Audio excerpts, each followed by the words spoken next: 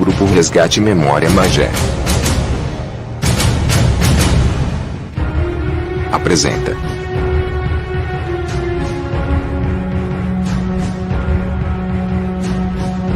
O Novo Amanhecer, para o Quilombo de Magé.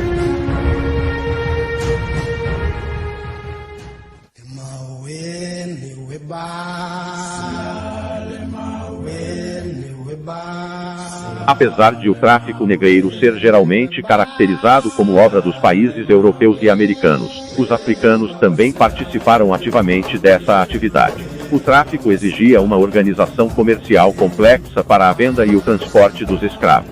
Essa organização encontrava-se baseada nos 3 continentes do Atlântico. Na África, ela concentrava-se nas mãos dos próprios africanos, que determinavam quem embarcava ou não para o Novo Mundo. Isso em nada diminui o envolvimento dos países europeus e americanos no tráfico de escravos, mas revela um lado pouco conhecido da participação africana nessa atividade.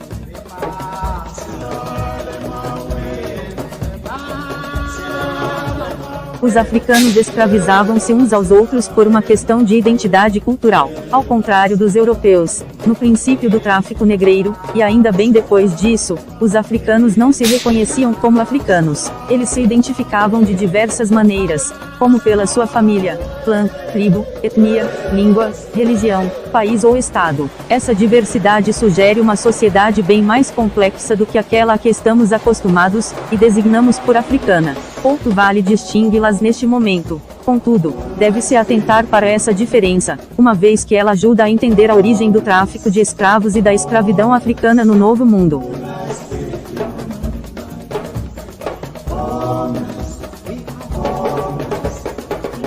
O tráfico transatlântico consumiu mais escravos do que qualquer outro mercado da África. Contudo, a demanda por escravos do comércio transatlântico pouco alterou a maneira como os africanos concebiam a escravidão na África. Em geral, os africanos preferiam mulheres como escravas por 2 motivos. Primeiro, porque as mulheres eram responsáveis pelo trabalho agrícola, na maioria das sociedades africanas, e segundo, porque eles poderiam tomar essas mulheres por esposas, aumentando assim a sua família e a sua influência política na comunidade local. As crianças também eram consideradas escravos ideais pelos africanos, uma vez que poderiam ser facilmente assimiladas pela comunidade dos seus senhores.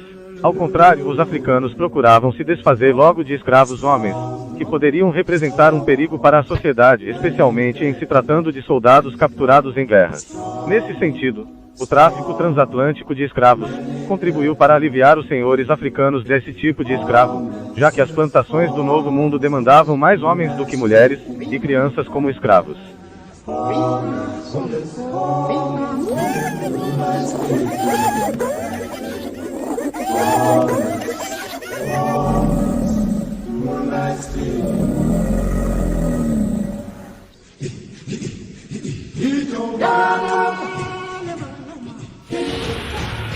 Maria Conga, a guerreira do Quilombo de Magé. Segundo a história, Maria Conga nasceu na África, no Congo em 1792 e foi trazida pelos portugueses como escrava para o Brasil.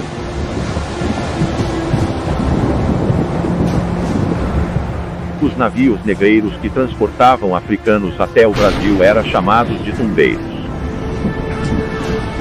Grande parte dos negros amontoados nos porões morria durante a viagem.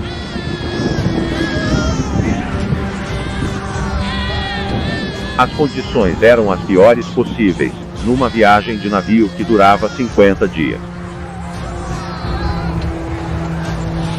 Em 1645, a carência de peças era evidente na América. Navios chegavam a carregar mais de 1000 numa só viagem. Em alguns casos, a mortandade atingia a 50%.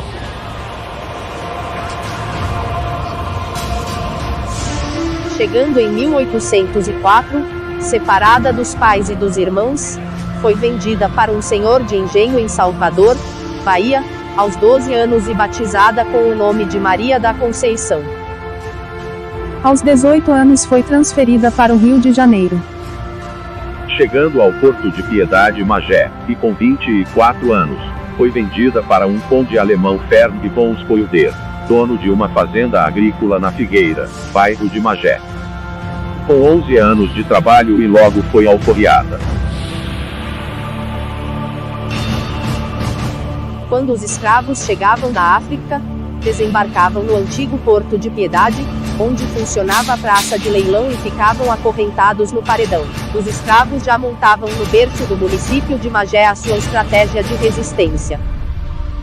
Em 1763 a capital do Brasil era Salvador, mas foi transferida para o Rio de Janeiro, por causa do caminho do ouro feito pelo suroiense, Sargento Mor Bernardo Soares de Proença em 1724.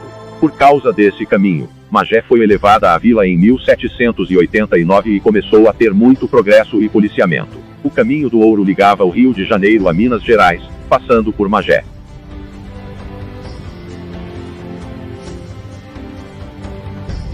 Magé em 1802, por causa da Rota do Ouro, passou a ter uma posição de destaque junto à corte. Passou a ter o título de cabeça de corte. Um dos pontos de cobrança dos tributos era na subida da Serra dos Órgãos, chamado Barreira. Em fins de 1818, as autoridades ordenaram a destruição do Grande Quilombo de Suruí, próximo à vila de Magé.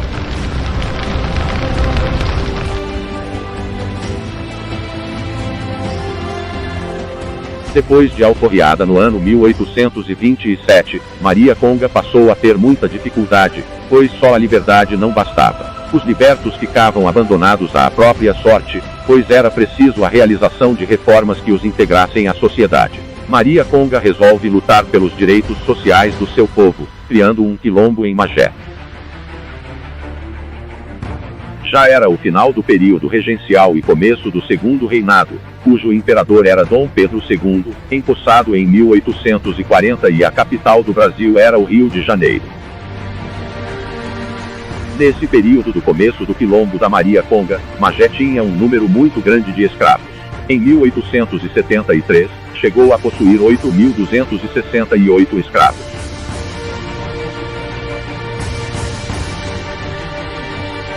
A Sesmaria de Magé compreendia Estrela, Petrópolis, Três Rios, Sumidouro, Sapucaia, Teresópolis e Guapimirim. A Lei nº 16, de 14 de abril de 1835 criou a Guarda Policial Fluminense com efetivo de 241 homens, voluntários e recrutados. Dada a revolta dos malês na Bahia em 1835, no ano seguinte, mais uma companhia de cavalaria da Guarda Policial da província fluminense foi formada para aumentar a vigilância. Com o objetivo de destruir quilombos foi ainda implementada em cada comarca uma esquadra de pedestres submetida ao chefe da polícia.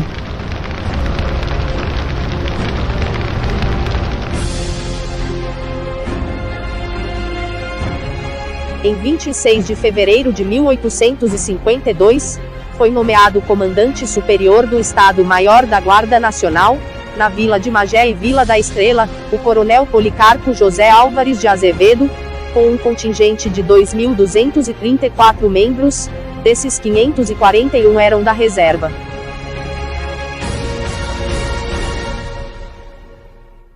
Existiam vários quilombos na província do Rio de Janeiro nos anos de 1844, 1871, 1878, 1882, 1885 e 1887, inclusive o da Maria Conga em Magé. Da vila de Magé, viriam informações, destacando a urgência de medidas repressivas pelo intendente. Os quilombolas deveriam andar sempre perseguidos e acossados, até para exemplos dos demais escravos.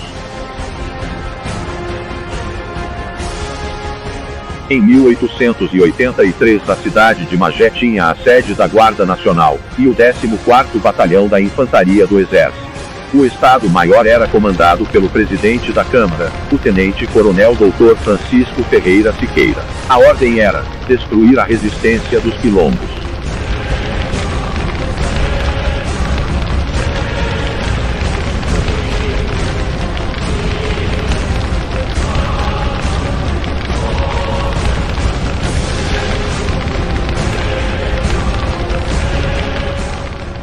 Bonitinho, Maria Conga, ao cair nas mãos de um senhor de escravos, cita uma célebre frase. O Senhor prendeu meu corpo, destruiu meus sonhos, mas não conseguiu alienar a minha consciência de mulher negra. A negra guerreira, depois de liderar o quilombo, passou a maior parte de sua vida nas matas de Magé e Guapimirim, fugindo dos senhores de engenho, que queria a sua morte. Os escravos, cansados de maus tratos, fugiam para o quilombo da Maria Conga.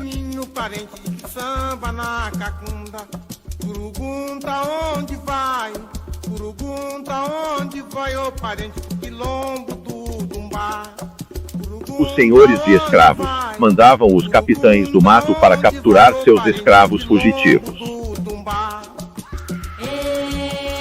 O Morro do Bonfim, que fora no passado ponto de observação dos índios timbiras, era a rota de fuga dos escravos em direção ao quilombo, se transformavam num campo de batalha, quando os senhores de escravos mandavam seus jagunços virem resgatá-los.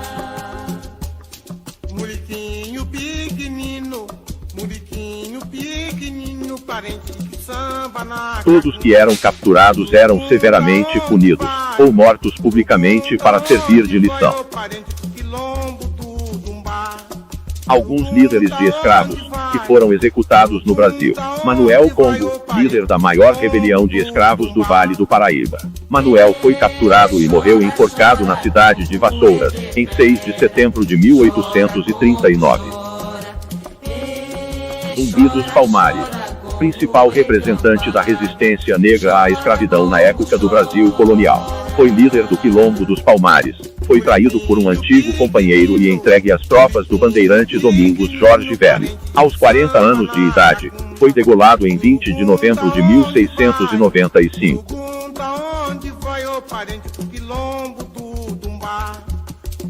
Maria Conga sofria uma perseguição constante. O seu quilombo não era fixe. Muitas vezes fugia para a Serra dos Órgãos. Tanto os soldados como os capitães do mato saíam para a sua apreensão. Nunca a achavam. Maria Conga tinha o conhecimento das matas e principalmente dos rios, para fugir dos cães farejadores.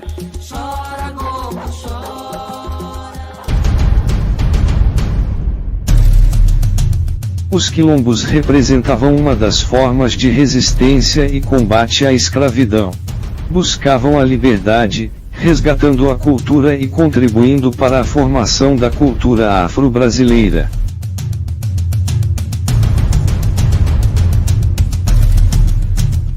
Os senhores proibiam a prática da religião, festas e rituais. Mesmo com todas as imposições e restrições, não deixaram a cultura africana se apagar, e desenvolveram uma forma de luta, a capoeira.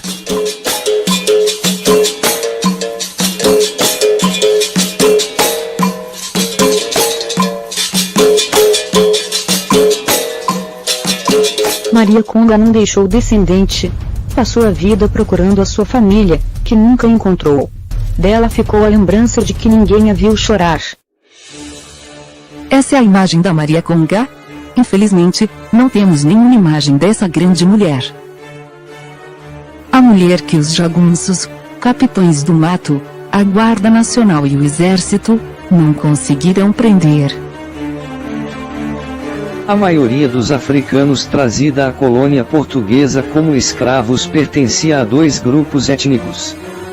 Os bantus, originários de Angola, Moçambique e Congo, que se tornaram mais numerosos no centro-sul e no nordeste, e os sudaneses, provenientes da Guiné, Nigéria e da Costa do Ouro, que foram levados, principalmente para a região da Bahia. Uma estratégia dos portugueses era não colocar juntos dois negros da mesma etnia. Esse fator foi determinante para o Brasil não ter raízes negras como nos Estados Unidos. Os quilombos no Brasil, principalmente no quilombo da Maria Conga e Magé, conseguiram unir todas as etnias.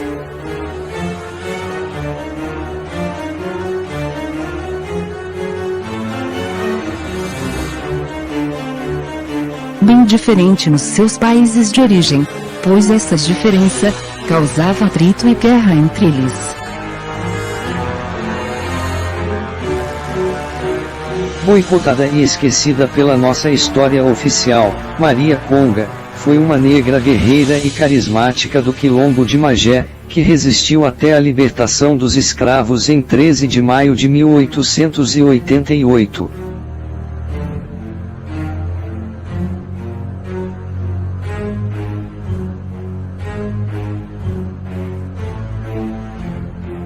A guerreira de Magé morreu aos 103 anos de idade em 5 de outubro de 1895.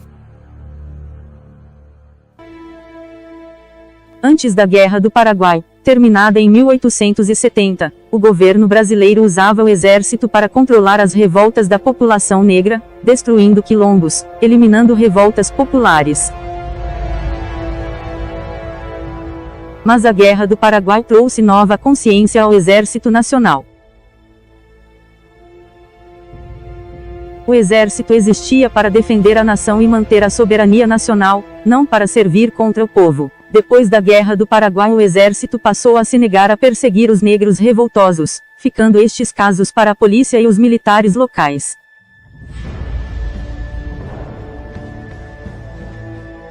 Os negros depois da Guerra do Paraguai chegava, cheio de glória, coberto de louros, depois de ter derramado seu sangue em defesa da pátria. O voluntário voltava ao Brasil para ver sua mãe amarrada a um tronco. Horrível realidade. Grande parte do exército brasileiro que atuou durante a Guerra do Paraguai era composta por escravos que eram oferecidos em troca do recrutamento de seus senhores. A Guerra do Paraguai, portanto, teve grande importância para o crescimento do movimento abolicionista, uma vez que contribuiu para o questionamento, por parte do próprio exército, da existência da escravidão e por parte da própria população, que passou a reconhecer o papel do negro como elemento decisivo no conflito.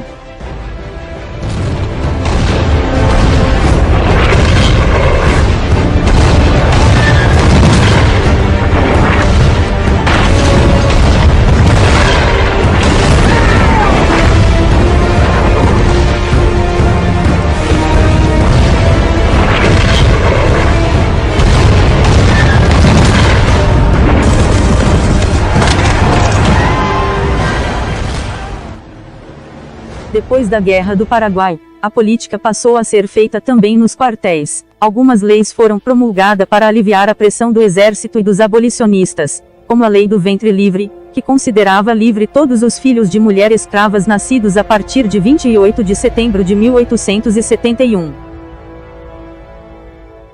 A lei estabelecia duas possibilidades para as crianças que nasciam livres. Poderiam ficar aos cuidados dos senhores até os 21 anos de idade ou entregues ao governo. O primeiro caso foi o mais comum e beneficiaria os senhores que poderiam usar a mão de obra destes livres até os 21 anos de idade. Por causa da proibição do tráfico negreiro, pela Lei Eusébio de Queiroz em 1850, e pela Lei do Ventre Livre em 1871, os fazendeiros acharam um meio de manter a mão de obra nas suas fazendas, a reprodução da raça negra, para trabalhos não assalariados. E aqui era o lugar dos reprodutores, onde eles ficavam misturados com as mulheres e cada um dos negros tinham suas 9 mulheres. E essas 9 tinham que parir durante cada ano um filho. Os negros angolanos que chegavam aqui, eles eram classificados de uma forma assim. Eles tinham que ter nariz fino, pescoço comprido, canela fina. No ano de 1873, aparece um personagem nascido em Angola, chamado João Antônio Guaraciaba, que faleceu em Mauá, Magé em 1979, filho ilegítimo do único barão negro do Brasil, João de Guaraciaba. Foi oferecido pelo pai barão, ao imperador Pedro II, para ser reprodutor.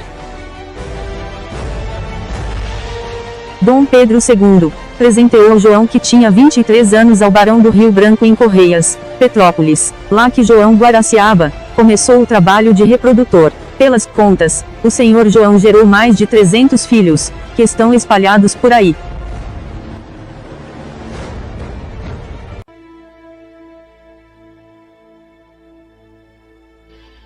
A insatisfação do exército e dos abolicionistas continuaram e em 28 de setembro de 1885, foi promulgada a Lei do Sexagenário, que garantia a liberdade aos escravos com mais de 60 anos de idade. A guerreira de Magé, Maria Conga, na promulgação da lei, já estava com 93 anos de idade. 3 anos depois da Lei do Sexagenário, em 13 de maio de 1888, a princesa Isabel assina a Lei Áurea, libertando todos os escravos do Brasil. A guerreira de Magé, Maria Conga, com 96 anos, consegue ver a liberdade do seu povo. Um dos poucos quilombos que não fora destruído no Brasil, se estabelece no centro de Magé, que ainda existe. Finalmente a Maria Conga deixa de ser perseguida. Sepultada no cemitério ao lado da igreja Nossa Senhora da Piedade de Inhumirim, foi levada pelos escravos, no afã de sepultar os seus antequeridos num culto cristão. A igreja está localizada no antigo Caminho dos Mineiros, Rua do Cemitério, Bongaba, Piabetá, que se ligava do Porto Estrela, até o Caminho Novo de Bernardo Soares de Proença. De estrutura pequena, mas de beleza singular, foi a primeira a ser construída sem as formalidades exigidas pela Corte de Portugal. Nessa igreja, foi batizado o herói magense e patrono do Exército Nacional, Luiz Alves de Lima e Silva, o Duque de Caxias. Um tesouro cultural que Magé desconhece. No meio do caminho, entre a Baixada Fluminense e a região serrana, tendo como pano de fundo a Baía da Guanabara, o município de Magé abriga um tesouro cultural, desconhecido inclusive por seus habitantes. Bem próximo ao centro de Magé, margeando a linha férrea, lá está encravado o Morro da Maria Conga, o único quilombo da Baixada Fluminense, reconhecido pelo Ministério da Cultura, abriga um tesouro cultural. O quilombo da Maria Conga foi estabelecido próximo ao centro de Magé, depois da libertação dos escravos em 1888, pois antes havia perseguições constantes, obrigando a se refugiar pelas matas.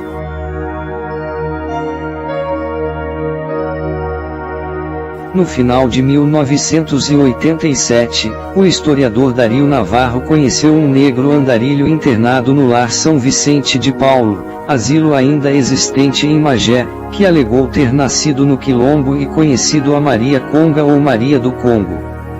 Não era um mito ou fantasia popular. Ela adotou a luta dos negros, ensinou como se luta pelos direitos da cidadania. Foi defensora do direito civil, figura política da época. Em 1988, no centenário da Lei Áurea, a comunidade magense proclamou Maria Conga heroína de Magé. Para manter viva a história do quilombo, a senhora Ivone Matos Bernardo lutou incansavelmente para buscar reconhecimento da comunidade, sendo esta certificada como comunidade remanescente de quilombo, através da Fundação Cultural Palmares, no ano de 2007.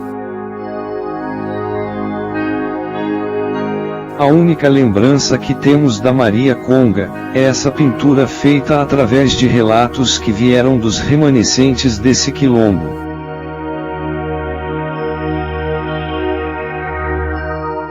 Nossa cidade possui esta e outras riquezas históricas em patrimônio histórico-cultural. Sua preservação e a continuidade da memória é fundamental para o exercício de nossa cidadania cultural e para o resgate da memória da nossa cidade.